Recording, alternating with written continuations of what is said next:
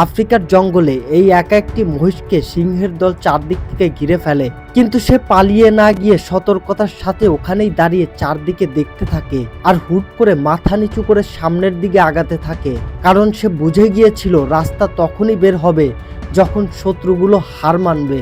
আর তার শক্ত শিং সামনের দিকে তাক করা ছিল এবং রাগে তার সম্পূর্ণ শরীর কাঁপছিল।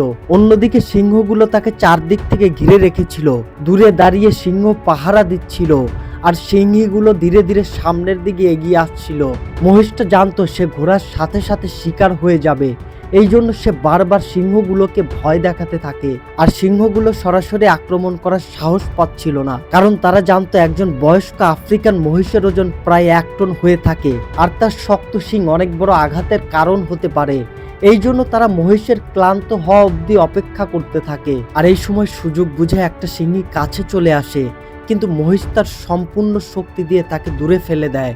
অনেকক্ষণ তারা সামনাসামনি লড়াই করতে থাকে আর নিয়ন্ত্রণ মহিষের বিপরীত দিকে যেতে থাকে। আর ঠিক তখনই বিদ্যুতের গতিতে মহিষের 2 জন সাথী সেখানে এসে পৌঁছে যায়। আর তারা সময় নষ্ট না করে সিংহের দলের ভিতরে ঢুকে যায় আর তাদের আলাদা করে দেয়। আর এই 3 জন মহিষ কাঁধের সাথে কাঁধ মিলিয়ে লড়তে থাকে। আর তখন সিংহগুলো হার মানতে বাধ্য হয়। আর ওই দিন তাদের একতা তাকে মৃত্যুর হাত থেকে বাঁচিয়ে দিয়েছিল।